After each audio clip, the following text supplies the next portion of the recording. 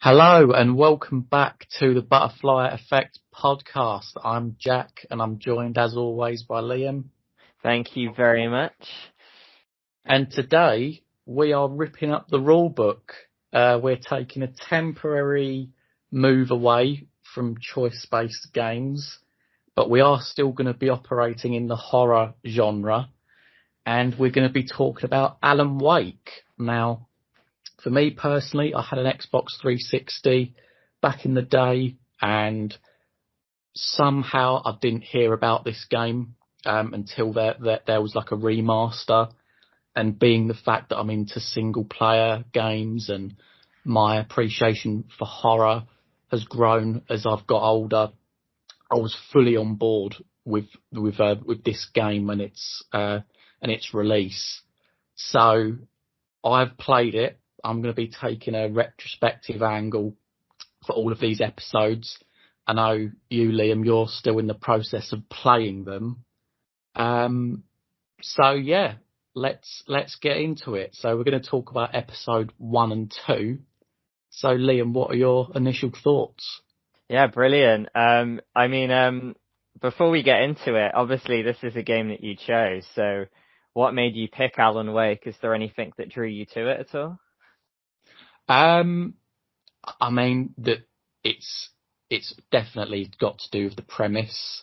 I think I watched another video or I read it somewhere. It's about a crime writer, so straight away, I'm listening.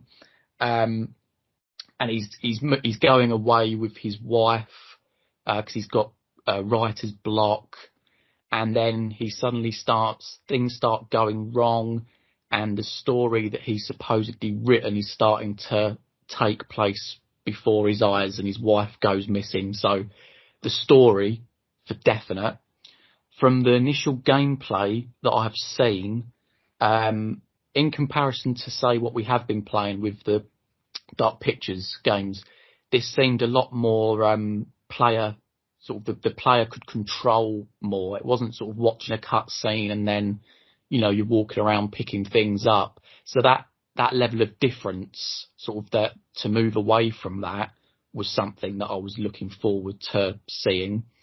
And I think as well, probably a little bit of the hype, because I had seen a lot of people say this was in the same era as Red Dead Redemption, as like a very powerful first person and story driven game. So yeah, I suppose they're the reasons why. And I think because of horror as well, that's why I've got on to you about it. So that, so we can sit here now and talk it through, really. Yeah, definitely. So obviously it recently got remastered, and it came out on the PS4, which is the platform I'm playing it on. Personally, back in the day when I had a 360 as well, I always knew about this game, but I never played it, and it never really came into a friend group, and I never really just dug deep enough to get drawn in. So I just knew that the name existed. The only thing I knew about the game is that it had something to do with dark and light and how you had to run to a lighthouse for safety. That is literally the only thing I knew about the game coming into it. But yeah, back to your question about my initial thoughts. So as I've told you a little bit before, I have utterly mixed opinions of this game. I am completely on the fence. There's stuff I adore about the game that I think is really great, and there's stuff that, has probably given me my first few grey hairs, to be honest. It's a big love-hate relationship. But obviously, if we start with episode 1, when you start it, it's a very good intro to the game. The world is very capturing. The tall pine trees, the mountains in the background. The voice acting is pretty decent as well, because I think that's a pretty big part, considering that the main character, Alan Wake, is not only, voicing his thoughts throughout it, but he's narrating the story as well as picking up these manuscripts and reading the stories throughout the game. So his voice is constant, so I feel his voice has to be on the ball. If it was a really horrible, annoying voice and it stuck with me the whole game, that wouldn't be a good combo, considering how important this voice is. But it goes very well. It blends very well in with the story. And that opening scene where you're on the boat and you're headed to the town and you go in the cafe, the world just sucks you in. I almost got a Twin Peaks vibe from it, where you just wanted to get to know every character in the village. Yeah, I don't know how you thought about when you your first moments of the game. I absolutely loved it. Absolutely loved it. I thought, wow, like they're only selling this for 25 quid. Like I was completely on board. I thought the music was eerie, and sort of very, I don't know, it was just sort of very immersive. You had the camera that was sort of swooping through the environment, and the credits coming up, and then bang, you've got Alan Wake. And just on a little tangent, I really like the logo for this game, sort of like him with the torchlight standing within the A. Yeah, pretty Um, good. and yeah, I mean, as far as the introduction goes, yeah, I love the cafe bit, and the characters. And something that I'll say now, but it does it sort of throughout the game really, I love the references to other writers, which usually seem to come through the agent. I don't know if you've met the agent yet, like the FBI guy. I think he's called Nightingale. He seems to want to. No. Oh, you haven't? All right, okay. Well, you will meet him, but he seems to want to call you like a different writer every single time that he meets you. But there's references to Stephen King in there, and the whole game is very self-aware that this is a horror. This is a survival horror game, and it's just a brilliant introduction. So I was completely sold on it.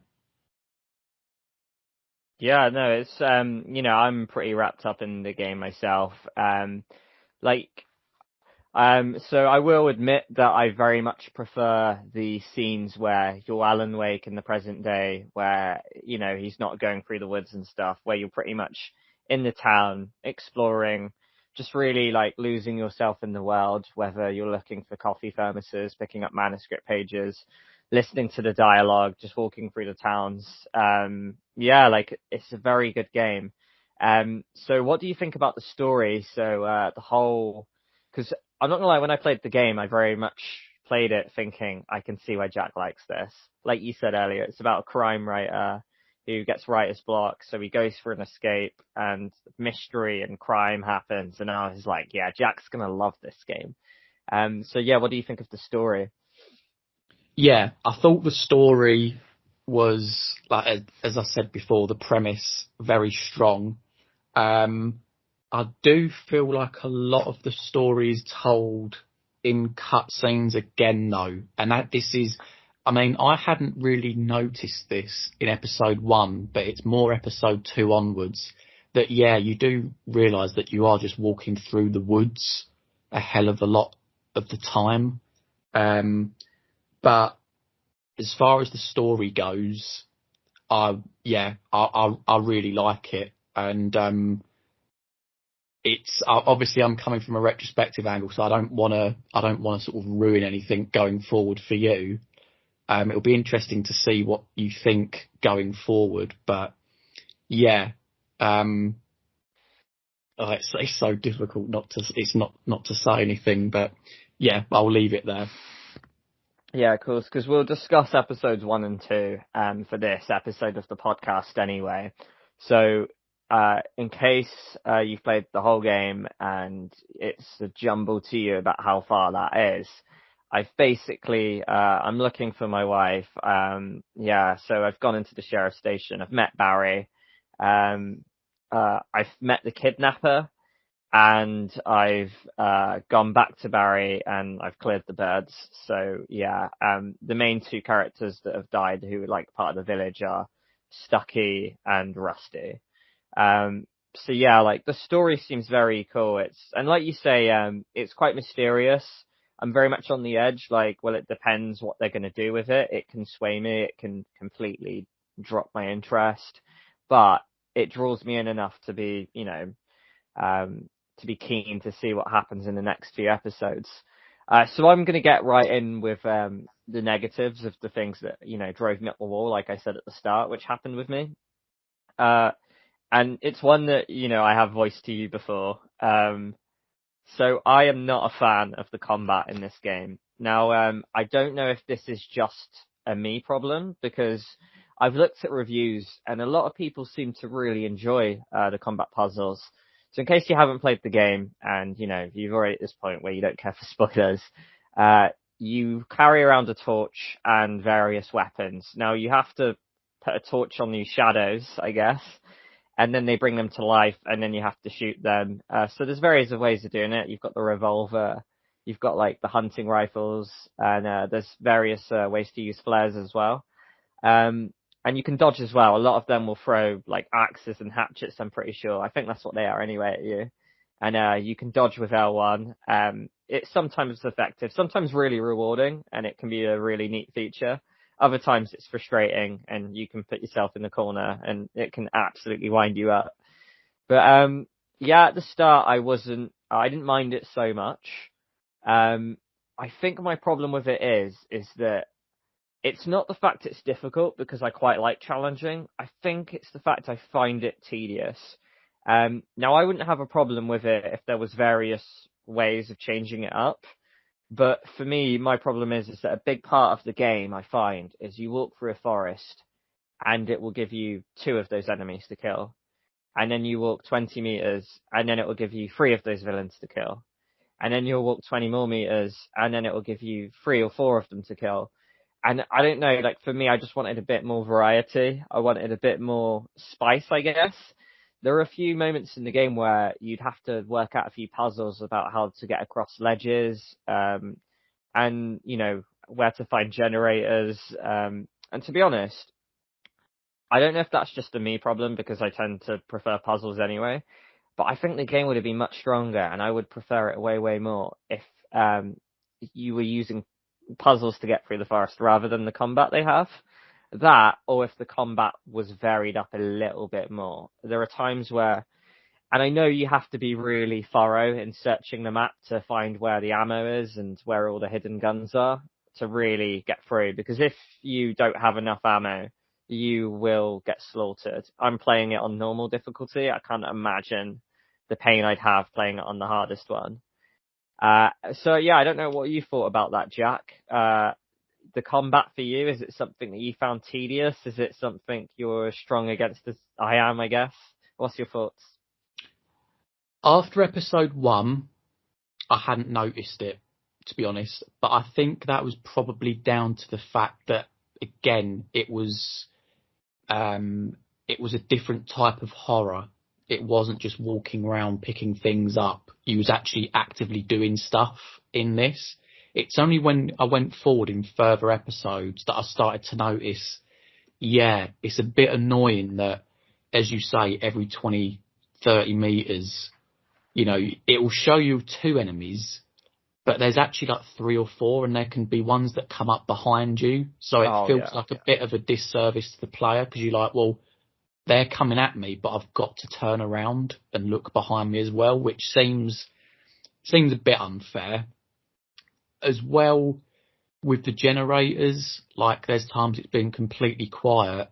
I've gone up to a generator and it's like this little sort of, I suppose, would you say it's a quick time event? I suppose it wouldn't say. Yeah, like a little mini game, I guess. Yeah, you've got to like hit A in a certain moment to sort of, a few times to get the generator. And I'll get attacked while on the generator. And to get off the generator, you have to like press B, or in your case, it'll be like press circle. And by that point, they've already like hit you like a few times. And then coupled with that, Alan Wake, like he he doesn't look obese or anything, but the guy, like he can't sprint for that long at all. Oh yeah, he has the stamina of a goldfish. I mean, I don't think that expression even works, but he will run about 10 meters and then get cardiac arrest. It's like he's like smoked 20 packets of cigarettes before playing the game. It's horrible. Like, it's just unjust how little stamina Alan Wake actually has. Yeah. So, and the thing is, the enemies, they don't seem to need to stop running at all. You could sprint and then he'll sort of come to a hole, and the next thing you know, like being jumped on again, and it's like, wow, like you really, and as you mentioned already, you really do need to explore these areas. I mean, when I first played the game, I was like forensic everywhere. In every single bit of wood, I was wandering around. And as the game went on, I found that you didn't really need to do that. Like the ammo did tend to be on crates. It did tend to be, sort of in towers and sort of building structures of sorts. But yeah, I mean, retrospectively, I didn't notice the problem, but going forward, I absolutely found the problem. And I mean, I don't know if you've had a segment with any vehicles yet, I but have, yeah, right at the end of episode 2 to get back to Barry, I have to drive over a bunch of people. yeah, well, I mean, again, like the darkness, let's just put it this way. I don't know if this is a bit of a spoiler for you, but the darkness can take over other things besides humans. So it will be interesting to see how you how you fare with those segments as well, Okay. because it can actually um, highlight the issues that you've mentioned already even more so. So Yeah, definitely. And the fact that you said that if I was frustrated by this in episode 1 and even more so in episode 2, you have mentioned that I'm not going to be in for a pretty time as the series progresses. So we'll have to see how I fare on that one. I guess I just had a few instances where the game engine and mechanics just didn't really flow with the combat as well. So, for example, getting to Lover's Peak was an absolute nightmare for me. This kidnapper took my wife, and he couldn't have gone to like a more convenient location, to be honest. Like the absolute struggle I had getting there was insane. And don't get me wrong, it took me a few tries. I died a lot, and when I finally got there, it did feel really rewarding, and I get why there is a challenge there.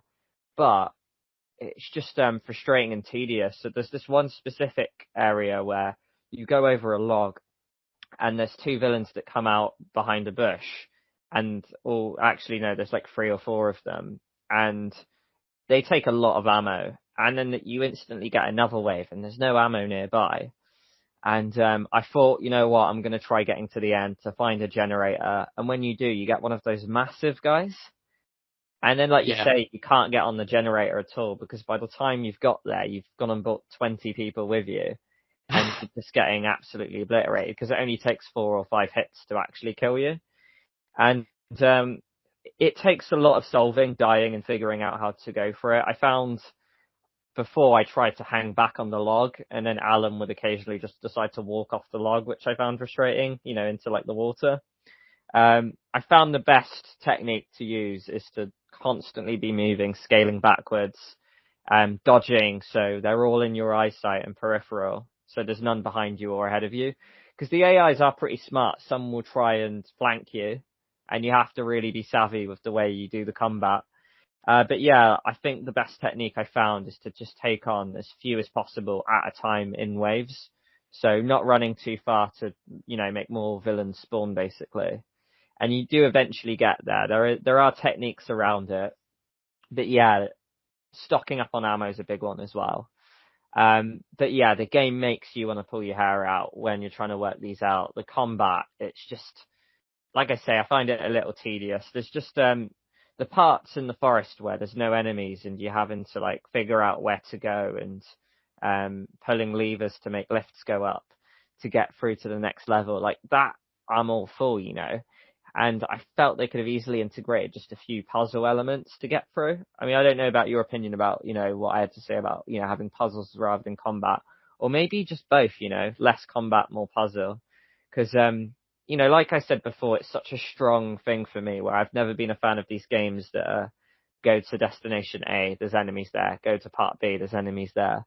And it just makes the forest scenes very tiring for me. I know I haven't been as thorough with my sweeps of the game as you have been, because I guess I was playing against a few deadlines this week and stuff with the technology problems we had. But yeah, like I didn't look for enough coffee thermoses, and I don't think I have enough manuscripts, that kind of thing. But I definitely felt I struggled for ammo at some points, and I had to go back and, scour in previous parts. I don't know if you had the same experiences as I did there, or how you feel about what I had to say about the puzzles there. Agreed with the puzzles. I enjoy those moments as well, and it can actually feel like a bit of a relief when you either get to a lamppost where there's a bit of light coming down, because you're like, oh, thank God, like they can't follow me. And then it's sort of relieved by a little segment where you've got to move a lamppost to open a door, or you've got to pull a couple of levers to do like a little lift up to somewhere or something like that. So yeah, I completely agree on that front.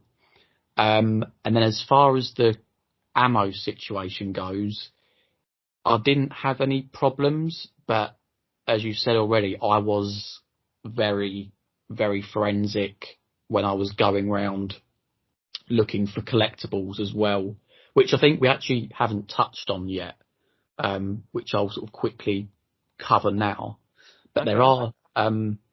there are sort of TVs and radios that you can find throughout the world, and I don't know, as like a little extra bit of content, I really appreciate that. Some of them can go on quite a bit, and I know for the achievements that I was going for at the time, I didn't know whether you could just sort of flick the TV on and then just wander off, or whether you had to stand there and watch it. So I was just sort of there as the character, like wandering around and maybe occasionally looking at the TV screen or listening to the radio to see, whether that was necessary for the achievement.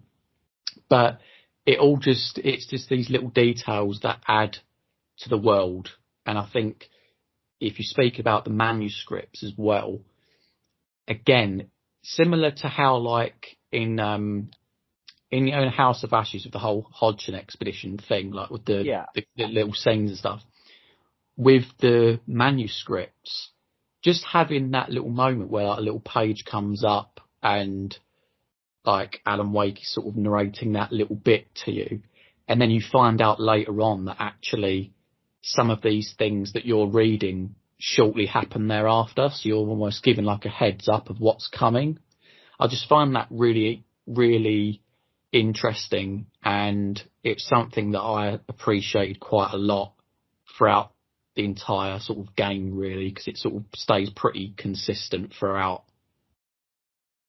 Yeah, sounds good. And what do you think of the characters then? So obviously the main one we follow is Alan, but you've got a few side characters popping up here and there. Do you think they're fascinating enough, or is there like anyone that you're really drawn into?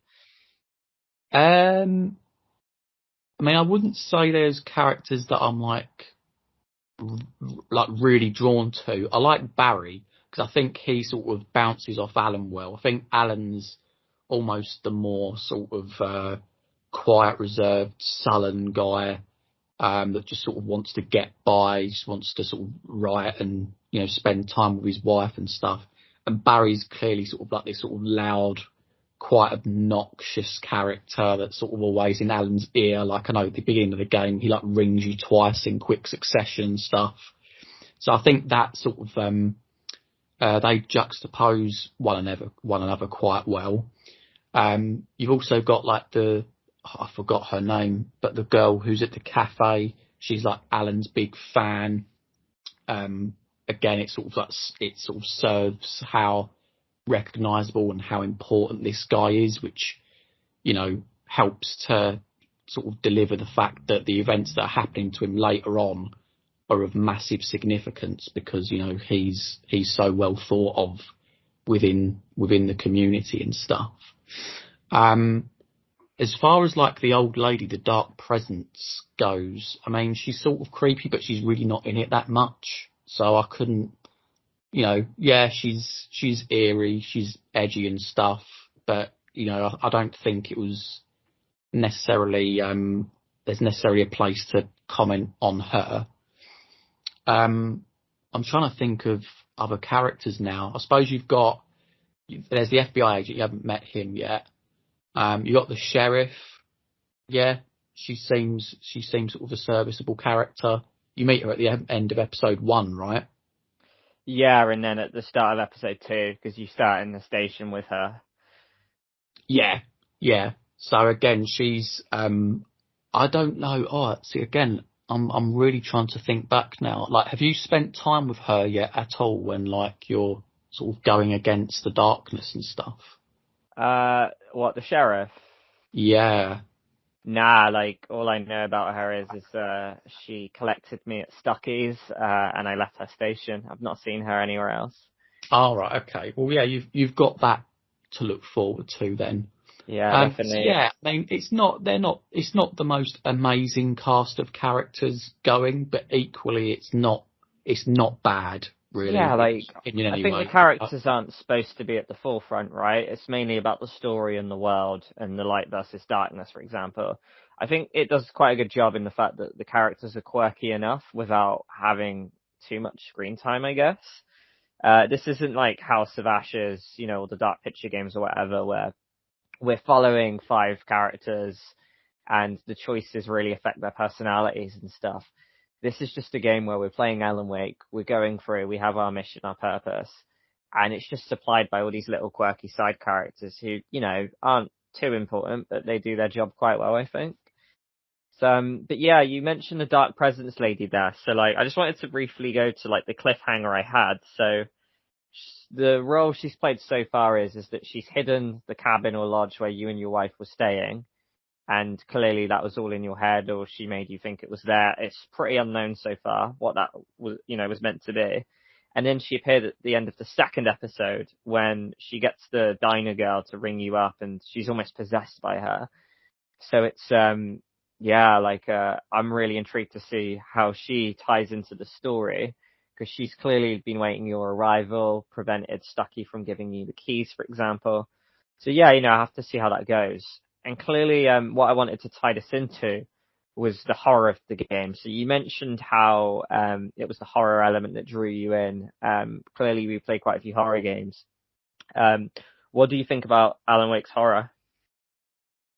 Um, well, let's put it this way: I've never found it scary, so I don't know if that's to its detriment. I don't know if you're meant to be scared. Um, it's almost sometimes though, like some of the things that the darkness sort of shadows come out with, like one of the lines, I think it's omega-3 fatty acids, it's good for your heart or something. Like, it's like Yeah, really yeah. random things, and I'm like, if this is all right, I mean, this is making me laugh.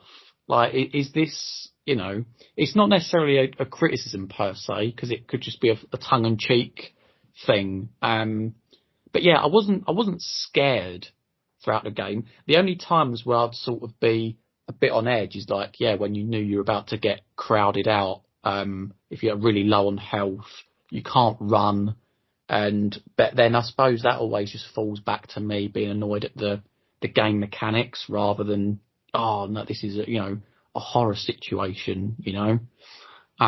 What about yourself? Yeah, definitely. So I completely agree. Earlier you mentioned that you tried to run to the light, right? And I have a feeling that maybe Alan Wake attempted it to be like the scary game. And when you run and activate a generator, you really feel safe. And this was like a safe haven where you're away from the horror, a bit like Resident Evil had with the safe rooms, for example. But to be honest, when I was getting to the light, I was more just lifting my shoulders that I got to a checkpoint, to be honest, because I was so frustrated with the scenes before. So it wasn't more of a relief from the horror, but relief from the frustration. One thing I will say though is that it's not like an absolute jump scary horror forefront game. But obviously it's not meant to be, and the horror of this game, yeah, doesn't come from jump scares or anything. It almost One thing Alan Wake really does remind me of, it's very Stephen King-esque, and I don't know if you agree with that, but Absolutely. like you Yeah. say, the shadow villains that appear around, they remind me very much. I'm not sure what role she plays, but I don't think I'm supposed to know. I think it's very much supposed to just be, you know what, this is Alan Wake. It's a beautiful world. Get lost in it.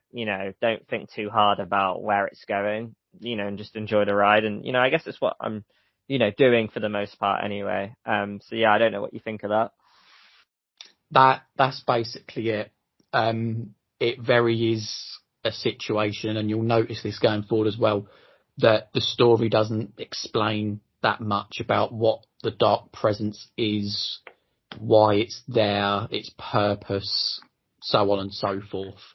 But going back to the whole Stephen King thing, there's a moment in episode 1 where you're playing as Alan Wake, and it's right by the beginning actually. I think it's when you get to the lighthouse, and the guy with the axe is like coming after you, and there's this guy that helps you, but he ultimately gets killed, and the axe comes into the door, and I saw that, and I was like, The Shining, like literally those 2 words come to mind straight away. The axe going through the door, and then literally a couple of seconds after, like it calls itself out, like sort of it says about Stephen King's The Shining. So it's almost like, whether it was intentional or not, I don't know, but those like couple of seconds where you're like, the imagery, it's so recognisable and then obviously it then calls itself out. It almost like rewards you for sort of thinking along those lines, because it's like, yeah, you are sort of aware of the world that we're trying to put across here, and having like real world references in there just enhances that for me. It does it again as well. Obviously I played the whole game. I was just trying to think of like other examples that come to mind, but it does definitely do it again in other instances. But yeah, I was gonna say as well, that so we talked about the ending with sort of like the whole cliffhanger thing going on. Yeah. I really appreciate that they're doing that as well. Because I don't know, it's sort of like you get to the end of an episode and you sort of feel that sense of relief. You're like, oh, you play for a good hour and a half. I mean, for me, some of the episodes, because I was like being really detailed looking, it's all like 2 to 3 hours. So you get to the end of an episode, you're like, oh wow, thank God. But it always leaves you on like this cliffhanger. It feels very TV series like, and that's sort of another formula that I sort of really enjoy in video games anyway. And I'm pretty sure that I actually looked this up a while ago, that the developers were actually going for this angle as well, because I think it might have been when Netflix started out, or streaming platforms and stuff, but TV was like really sort of taking over from cinema. So like the developers were really sort of pushing for TV series like video games, and that's sort of hence why all of these are split up into episodes. But yeah, what did you sort of think on that front? Would you rather that it wasn't split into episodes, that it was just sort of one open world sort of linear story? I'm a big fan of the episodic nature of it, and tying back into what I said earlier about the Stephen King nature, it felt very much like, I was scrolling through different chapters and it was a nice little chapter mark. So, in Stephen King books, usually at the end of a chapter, there is like a little cliffhanger, which makes you not want to put the book down and get straight back into the next chapter.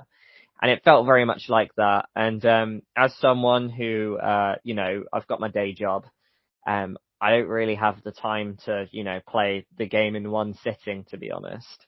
I'll have like a few hours in the evening.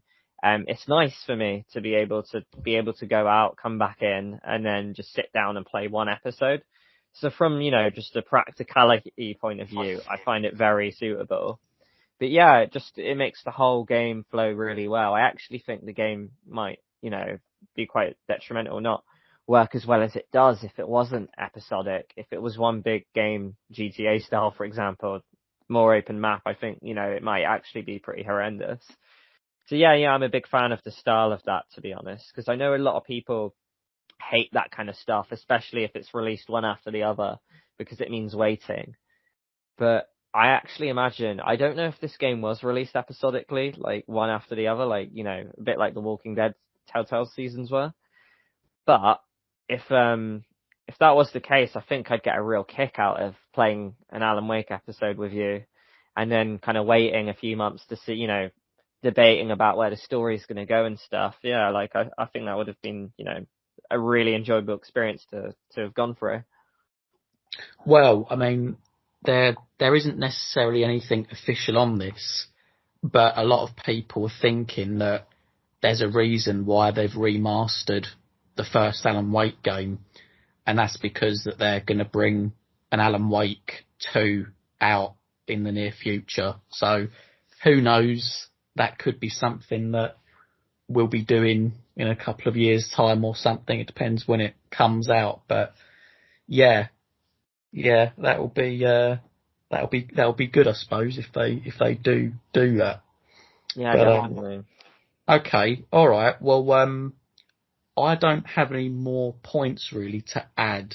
Do you have anything else? No, I'm pretty happy. I'm glad you've chosen this game. It's very different from what we set out the podcast to be, but at the same time, like I'm happy to break a few rules here and there and explore different things.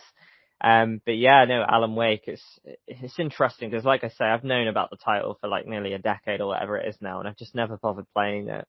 And it feels weird to backpedal and play this game that never really drew me into play before, but I am enjoying it for the most part. Like I say, the combat has me pulling my hair out a lot, but I'm getting through it, and it's still got a really strong world and story and soundtrack to the point, I'm really tempted to see what happens in the next few episodes because there's 6 episodes and 2 DLC, right? Yeah. Yeah, so I'm a quarter through the game basically, or a sixth through the main game. But yeah, I'm gonna have to get away and play it. So yeah, obviously, I'll post this as soon as, and then, in the comments, if you have played Alan Wake, let us know what you thought of it. And if you haven't played it, tell us if it's a game you seem intrigued by, if it's a game that you just don't plan to play at all. We'd like to know these things. Yeah, absolutely. So would you say where you are at this point, that the positives outweigh the negatives, or vice versa? I'd say the positives outweigh, for the pure factor that I will be playing episode 3 onwards. But I will admit though that I wish the negatives there weren't. The combat for me is such a big negative, and I just wish it was less of one, because I picked the game up and I'm excited to see what goes through, but I'm not fully into it like the way I am with House of Ashes or the latest Walking Dead games or Life is Strange, where I can't wait to get stuck in, and I'm enjoying all of it, because I know that when I pick episode 3 up, there will be parts that frustrate me, and I'm not going to have an absolute 100% positive experience, and I am going to have to grit my teeth through some of the game, or not some, a big part of it. And that does ruin it a little bit for me. But at the same time, doing this podcast, I knew that I'd be picking up games like this, and it's good to talk about them. I wouldn't want to just have complete positive games. I want to critique fairly here and there, and it's a perfect game for that. It's not a bad game, it's a very good game. It's just a big part of the game is the combat, and I'm not a fan of it, basically. You do wonder as well. I mean, I think this game come out in 2010.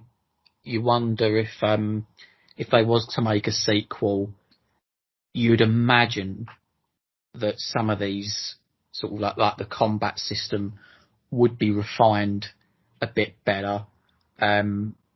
But again, I mean, as you said before, I've seen a lot of people praise the combat, and I'm completely at a miss with that. So perhaps we're in the minority, mate, and it's Maybe just we are, something yeah. that perhaps it's something that we just have to get over. I don't know, but And that's the thing. I'm approaching this critique saying that I don't like the combat, but I'm fully aware that me and you are part of a minority, probably.